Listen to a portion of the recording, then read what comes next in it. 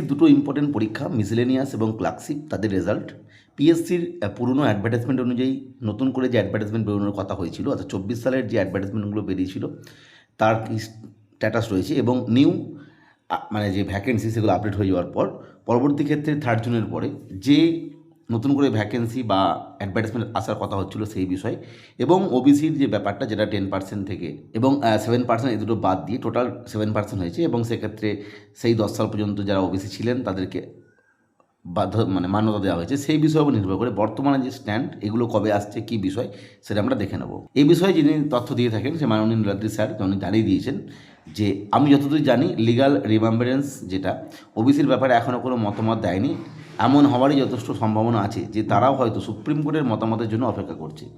সেই জন্য মিসেলেনিয়াসের প্রিপেয়ার্ড রেজাল্টও বেরোতে পারছে না, আবার একই কারণে নতুন বিজ্ঞাপনও বেরোচ্ছে না। কাজেই এক্ষেত্রে ধৈর্য ধরে অপেক্ষা করতে হবে, কোনো অনুমান বা আন্দাজ করে লাভ নেই। এরপর তিনি আরও বলেছেন আপাতত 14 জুন WBCS পরীক্ষার জন্য পুরো অফিস ব্যস্ত, আপনারাও ভালো করে প্রস্তুতি নিয়ে পরীক্ষায় বসুন, পরে কোনো আপডেট পেলে অবশ্যই জানাবো। কোনো নতুন আপডেট পাইনি বলেই কাউকে কোনো উত্তর দিইনি।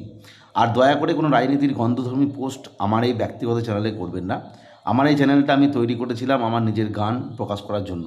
বর্তমানে প্রায় 4 বছর হলো আমি অবসরপ্রাপ্ত, খবর সংগ্রহ করা আমার পক্ষে দিন দিন কষ্টকর হয়ে পড়েছে।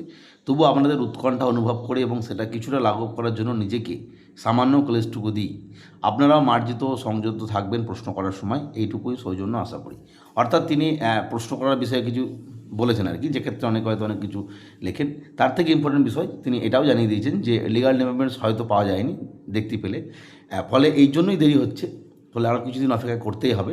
অবশ্যই WBCS আগামী কাল রয়েছে, সেটা হয়ে যাক, তারপরে হয়তো পিএসসি ধীরে ধীরে ওই সমস্ত বিষয় নিয়ে আরও তথ্য দেবে।